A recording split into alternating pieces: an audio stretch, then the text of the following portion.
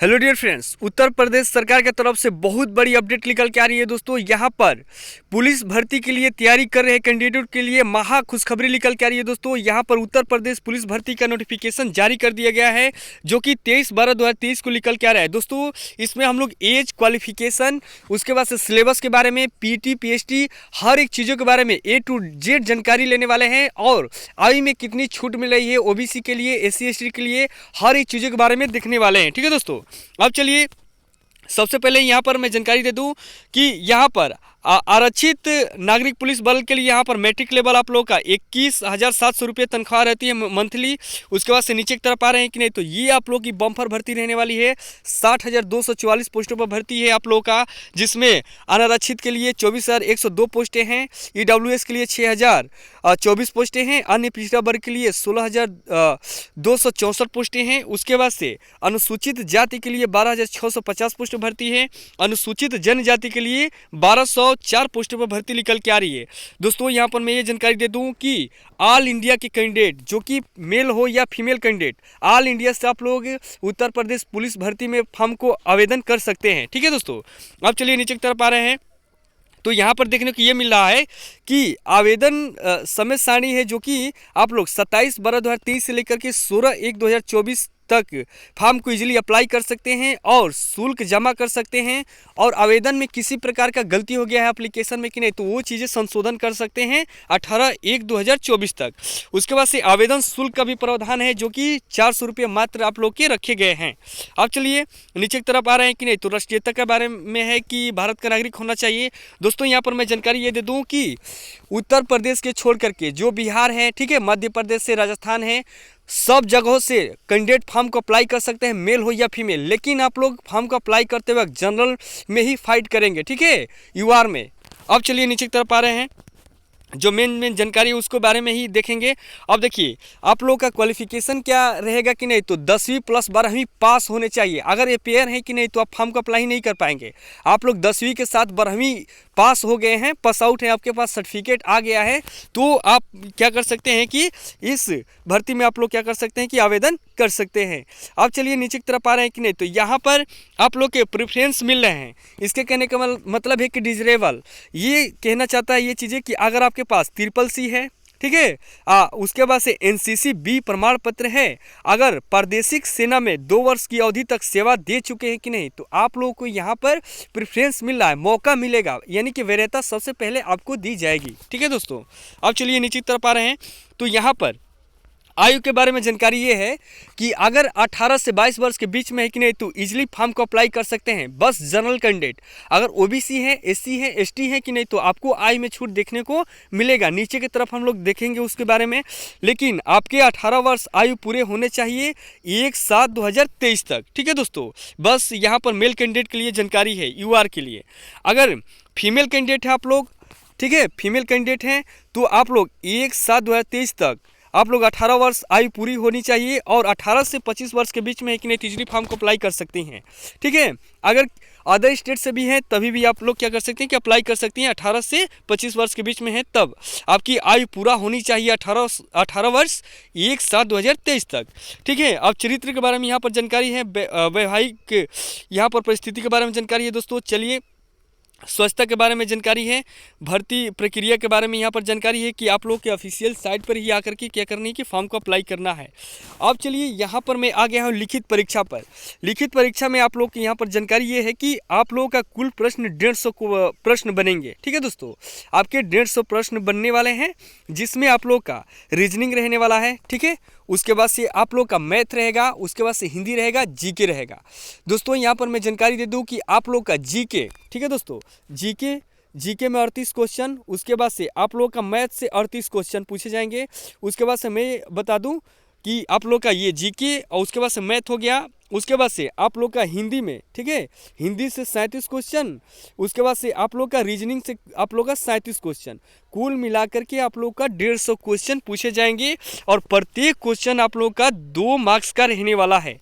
कुल मिलाकर आप लोग का 150 अंकों का क्वेश्चन रहेगा, जो कि आप लोग का प्रश्नों की संख्या रहेगी 150। ठीक है दोस्तों, और निगेटिव मार्किंग का भी प्रावधान है, जो कि 0.5 ऋणात्मक है। इसके कहने का मतलब है कि 1/4 निगेटिव मार्किंग है। अगर आप लोग 5 सवाल करते हैं, अगर एक सही हो जाता है, 4 गलत हो जाते हैं कि नहीं, तो पूरा का पूरा आप लोग का लिपापोती यानी कि खत्म हो जाता है। पाँचों यहाँ पर खत्म कर दिया जाता है। ठीक है दोस्तों, तो ये रहा आप लोग का 4 सब्जेक्ट यहाँ पर सामान्य ज्ञान से है। ठीक है, जो कि 38 क्वेश्चन आएंगे। उसके बाद से सामान्य हिंदी से आपका 37 क्वेश्चन। उसके बाद से आप लोग का रीजनिंग से आप लोगों का कितना क्वेश्चन रहता है, 37 क्वेश्चन। उसके बाद से आप लोग का रीजनिंग से 37 क्वेश्चन और मैथ से आप लोग का 38 क्वेश्चन। कुल मिलाकर के आप लोग देख लीजिएगा 150 क्वेश्चन बन रहे हैं। तो यहाँ पर अच्छा खासा टाइम भी रहेगा, जो कि 2 घंटे का लगभग आप लोग का टाइम रहने वाला है, 2 आवर्स। ठीक है, 120 मिनट में 150 क्वेश्चन।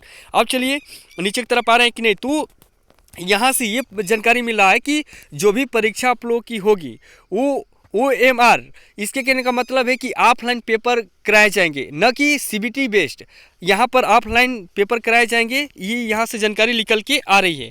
उसके बाद से नीचे की तरफ आ रहे हैं कि नहीं, तो यहाँ पर देखने को ये मिल रहा है कि नॉर्मलाइजेशन का भी प्रावधान है आप लोग के कई चरणों में, यानी कि बहुत सारे कैंडिडेट फॉर्म को अप्लाई करेंगे। लगभग मान कर चलिए कि 25 लाख से एबव 25 लाख से एबव कैंडिडेट ही फॉर्म को फिल करेंगे, तो बहुत ज़्यादा संख्या हो जाती है, जिसमें आप लोग को लगातार दो दिन या 3 दिन तक पेपर चलेगा, जिसमें किसी का शिफ्ट हार्ड हो जाता है, किसी का शिफ्ट स्लो हो जाता है, नॉर्मल हो जाता है। तो उन चीज़ों को मेंटेन करने के लिए नॉर्मलाइजेशन का भी प्रावधान किया गया है। ठीक है दोस्तों, अब चलिए नीचे की तरफ आ रहे हैं।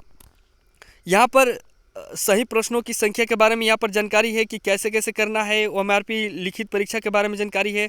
अब चलिए नीचे की तरफ आ रहे हैं, जो मेन जानकारी है उसी के बारे में हम लोग देखेंगे दोस्तों। फिजिकल के बारे में यहाँ पर डॉक्यूमेंट वेरिफिकेशन, उसके बाद से फिजिकल स्टैंडर्ड टेस्ट के बारे में यहाँ पर जानकारी है कि आप लोग का सब कुछ बढ़िया होना चाहिए, ओके होना चाहिए। अब देखिए शारीरिक दक्षता के बारे में ये जानकारी है कि सामान्य अन्य पिछड़ा वर्ग अनुसूचित जाति पुरुष के लिए, ठीक है, मेल कैंडिडेट के लिए अगर EWS हैं, ठीक है, OBC हैं, उसके बाद से आप लोग सामान्य वर्ग के हैं, उसके बाद से आप लोग अनुसूचित जाति के हैं, तो आप लोग की हाइट 168 सेंटीमीटर होनी चाहिए। ठीक है दोस्तों, अब उसके बाद से अनुसूचित जनजाति का है कि नहीं, तो आप लोग का 160 सेंटीमीटर है तो चलेगा। उसके बाद से सीना के बारे में यहाँ पर जानकारी है कि आप लोग का 79 सेंटीमीटर सीना बिना फुलाए होना चाहिए और 5 सेंटीमीटर बिल्कुल ही फुलाव जरूरी है। अगर अनुसूचित जनजाति से है कि नहीं, तो 77 सेंटीमीटर है, फुलाव 5 सेंटीमीटर आपका लगेगा। ठीक है दोस्तों, अब चलिए महिला कैंडिडेट के लिए यहाँ पर जानकारी है कि आपकी सामान्य अन्य पिछड़ा वर्ग अनुसूचित जाति के लिए महिला अभ्यर्थी के लिए यहाँ पर 152 सेंटीमीटर हाइट होनी चाहिए, 152 सेंटीमीटर हाइट। ठीक है, उसके बाद से अनुसूचित जनजाति के लिए यहाँ पर 147 सेंटीमीटर आपकी हाइट होनी चाहिए। वजन भी आप लोग का 40 kg से कम नहीं होना चाहिए लगभग। ठीक, अब चलिए शारीरिक दक्षता परीक्षण के बारे में जानकारी है यहाँ पर कि आप लोग का यहाँ पर 4.8 किमी की दौड़ होगी, जो कि 25 मिनट होगा। महिला कैंडिडेट के लिए यहाँ पर 2.4 किमी की दौड़ होगी 14 मिनट में, यानी कि 2400 मीटर दौड़ यहाँ पर 14 मिनट में महिला कैंडिडेट के लिए, 4800 मीटर दौड़ आप लोग का 25 मिनट में मेल कैंडिडेट के लिए। यहाँ पर ये चीज़ें निकल गई। अगर ये चीज़ें शर्तें कंप्लीट नहीं कर पाते हैं, 25 मिनट में अगर 4800 मीटर की दूरी तय नहीं कर पाते हैं, तो आपको अमान्य घोषित कर दिया जाएगा, फिजिकल फेल कर दिया जाएगा। ठीक है, अब चलिए नीचे की तरफ आ रहे हैं।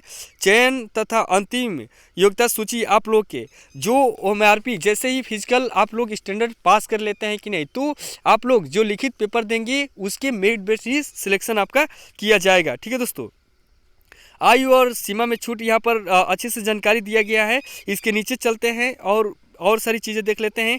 EWS कैंडिडेट के बारे में जानकारी है कि आपके जो भी डॉक्यूमेंट है 31/8/2020 के अनुसार ही सारे नियम एवं शर्तें लागू होने चाहिए, उसके अकॉर्डिंग ही आप लोग का सब कुछ बना होना चाहिए। अब देखिए यहाँ पर आप लोग के आयु में छूट देखने को मिल रही है, जो कि अनुसूचित जाति के लिए यहाँ पर 21%, जो कि 5 वर्ष की आयु में छूट मिल रही है। और आप लोग का आवेदन करते हो जाति प्रमाण पत्र होगा कि नहीं, तो जिला अधिकारी अतिरिक्त मजिस्ट्रेट, यानी कि आप लोग जनसेवा केंद्र से बनवा लीजिए, वही जिला अधिकारी वाला होता है। ठीक है, ये डिस्ट्रिक्ट वाला। ठीक दोस्तों, अब चलिए अनुसूचित जनजाति के लिए यहाँ पर 5 वर्ष का छूट देखने को मिला है, यानी कि 22 + 5 27 वर्ष, यानी कि 18 से लेकर के 27 वर्ष के बीच में है OBC SC ST, ये कैंडिडेट इजीली फॉर्म को अप्लाई कर पाएंगे छूट लेकर के। अन्य पिछड़ा वर्ग के लिए यहाँ पर देख लीजिए 5 वर्ष की छूट देखने को मिल रही है, प्रमाण पत्र के बारे में जानकारी है। उसके बाद से आर्थिक रूप से कमजोर वर्ग EWS कैंडिडेट के लिए यहाँ पर आय में छूट देखने को मिल नहीं रही है। इसके कहने का मतलब है कि EWS कैंडिडेट उसके बाद से जनरल कैंडिडेट दोनों की आय आप लोगों का 18 से लेकर के 22 वर्ष के बीच में ही रहेगा। अब चलिए यहाँ पर आप लोग के आरक्षण के बारे में जानकारी है कि स्वतंत्रता संग्राम सेनानी के लिए 2% का यहाँ पर आरक्षण है, ठीक है।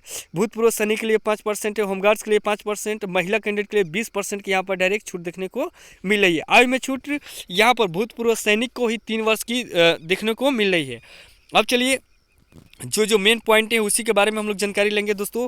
आयु में छूट हो गया, क्वालिफिकेशन हो गया, हर एक चीज़ों के बारे में मैंने देख लिया है। और यहाँ पर कुछ स्वतंत्रता संग्रामी के आश्रित कुल यहाँ पर जानकारी है जो गोली से घायल हुए हों, ऐसे करके भूतपूर्व सैनिक के बारे में यहाँ पर अच्छे से जानकारी है। उन लोग का आयु में छूट देखने को मिलेगा ऐसे करके। अगर किसी प्रकार की क्वेरी आप लोग के पास है, कोई दिक्कत हो रही है, समझ में नहीं आ रहा है नोटिफिकेशन, तो मेरे कमेंट जरूर कर दिएगा, मैं जल्द से जल्द रिप्लाई कर दूंगा दोस्तों। अगर आप लोग को लगता है कि डायरेक्ट वहां पर बात करनी चाहिए तो यहाँ पर नंबर ऑफिशियल दे दिया गया है, जो कि 18/1/2024 तक ये नंबर काम करेगा। यहाँ पर आप लोग डायरेक्ट कॉल करके अपना समाधान ले सकते हैं अगर एप्लीकेशन में गलती हो जाता है, अदर किसी प्रकार की क्वेरी रहती है तब।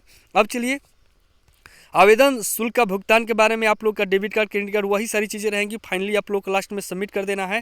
उसके बाद से अब चलिए नीचे की तरफ फोटोग्राफ, हस्ताक्षर के बारे में है कि आप लोगों का 20 से 50 KB के बीच में होना चाहिए। स्कैन के बारे में है। उसके बाद से नामांकन फोटो 6 महीने के भीतर का ही होना चाहिए। ये सारी चीज़ें फॉर्म अप्लाई करते वक्त सब लगने वाला है। अब और नीचे की तरफ आते हैं और सिलेबस के बारे में देख लेते हैं, ठीक है दोस्तों। अगर डिबार कर दिया जाएगा उन कैंडिडेट को, अगर किसी प्रकार के जो भी पेपर कराए जाएंगे उसमें जो रूल्स एवं नियम है उसको फॉलो नहीं करते हैं, उसके अकॉर्डिंग विपरीत दिशा में चलते हैं तब। अब चलिए नीचे की तरफ आते हैं और देख लेते हैं। तो यहाँ पर लिखित परीक्षा के बारे में जानकारी है दोस्तों। तो लिखित परीक्षा के बारे में यही जानकारी है कि अगर सामान्य ज्ञान के क्वेश्चन ये सारी चीज़ें हैं दोस्तों, अगर वर्दी पानी है कि नहीं, तो यहीं से आप लोग का क्या है कि सिलेक्शन लेना है। सारी चीज़ें तो नॉर्मल ही रहती हैं, लेकिन ये लिखित जो परीक्षा का पाठ्यक्रम होता है, सिलेबस होता है, यही सबसे बड़ा इसका रोल है। ये चीज़ें जो कैंडिडेट समझ गया उसकी वर्दी हो गई, ठीक है। तो इसके कहने का मतलब ये है कि यहाँ से आप लोग को अच्छे से टिक मार्क्स कर लेना है। कहने का मतलब है ये है कि सामान्य विज्ञान सबसे पहले ही दे दिया गया है कि सामान्य विज्ञान में 9वीं 10वीं के जो भी फिजिक्स, केमिस्ट्री, बायोलॉजी के नॉर्मल क्वेश्चन पूछे जाते हैं, इक्वेसी, वन लाइनर वाला, वो सारे पढ़ जाइए स्पीडी से संबंधित। ये चीज़ें मैं कहना चाहता हूँ। उसके बाद से भारत का इतिहास, ठीक है, भारतीय संविधान, तो ये सारी चीज़ें दी हुई हैं। इन सबको अपने बुक लाइए, सबको टिक लगा लीजिए कि किस तरह से आप लोग को पढ़ना है सामान्य ज्ञान को। यहाँ से आप लोग के बनेंगे क्वेश्चन 38 क्वेश्चन, ठीक है, जो कि 2 से मल्टीप्लाई कर दीजिएगा, इतने मार्क्स के बनने वाले हैं। उसके बाद से हिंदी में आ जाइए, तो यहाँ से आप लोग का बनने वाला है क्वेश्चन 37 क्वेश्चन, ठीक है दोस्तों। तो यहाँ से आप लोग का 37 क्वेश्चन बनेगा। और हिंदी में आप लोग से क्या पूछा जा रहा है देख लीजिए, यहाँ पर इसको भी टिक लगाना होगा। हिंदी अन्य भारतीय भाषाएँ हैं, जो कि हिंदी व्याकरण है, मौलिक ज्ञान है, हिंदी वर्णमाला है, तद्भव तत्सम, ये पर्यायवाची है, ठीक है, भिन्न शब्द, अशुद्ध शब्द है, शुद्ध लिंग वचन है, कारक है। तो मैं कह रहा हूँ कि हिंदी की बुक मंगाइए और उसके बाद से आप लोग क्या करिए कि ये जो सिलेबस दिए हुए हैं इनको टिक मार्क करिए और उसकी हर एक चीज़ों के क्या करिए कि बढ़िया से पढ़िए, रटिए, समझिए। जो चीज़ें नहीं समझ में आती है उसको बार बार टीचर से पूछ लीजिए, चाहे यूट्यूब पर देख के हर चीज़ किसी तरह से आप लोग बढ़िया से उसको समझ लीजिए, तभी आप लोग का सिलेबस बढ़िया से कंप्लीट होगा। दोस्तों टाइम बहुत ही कम है, ठीक है, टाइम बहुत ही कम है, इसलिए मैं कह रहा हूँ कि आज ही आप लोग क्या करिए कि इसका शॉर्ट स्क्रीन लीजिए। उसके बाद से सारे जितने ये हिंदी के आप लोग के बन रहे हैं, जो यहाँ पर आप लोग के चैप्टर दे दिए गए हैं, इन चैप्टरों को क्या करिए कि टिक लगाइए, सारे पढ़ जाइए। जो प्रीवियस ईयर में पूछे जाते हैं क्वेश्चन उनको बार बार रिवाइज करिए, उनसे बिलोंग करिए कि इस तरह के क्वेश्चन बन रहे हैं कि नहीं। तो ऐसे क्वेश्चन कौन से हो सकते हैं उनको मुझे पढ़ना बिल्कुल ही ज़रूरी है दोस्तों। तो इस चीज़ को मिला लीजिएगा।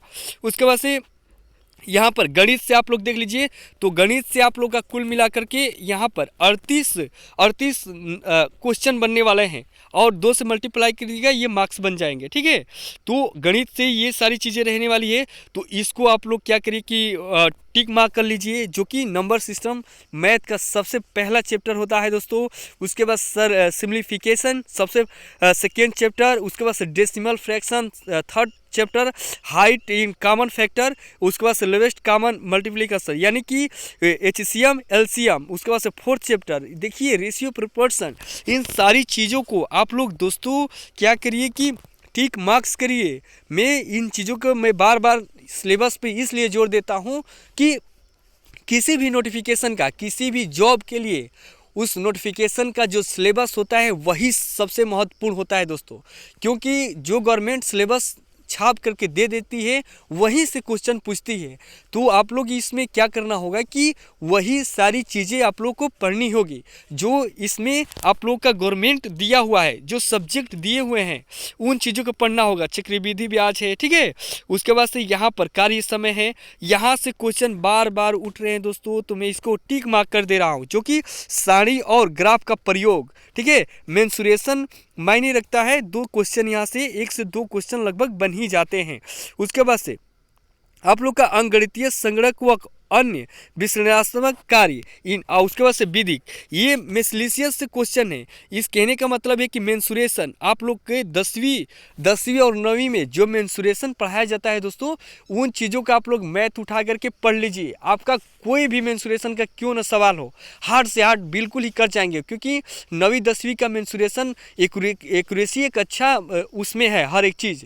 उसको अगर सारी बुक वाइज कर लिए कि नहीं, तो आप लोग जितने भी तैयारी करने वाली बुक हैं, कॉम्पिटिटिव एग्जाम वाली बुक हैं, उनका मेंसुरेशन उठाइए। अगर उसमें से नहीं आएगा तो फिर कहिएगा, आप लोग सारा का सारा आप लोग मेंसुरेशन कर जाएंगे अगर 9वीं 10वीं कक्षा की अगर मेंसुरेशन उसके बाद से पाई ग्राफ वाला पढ़ लेते हैं तब।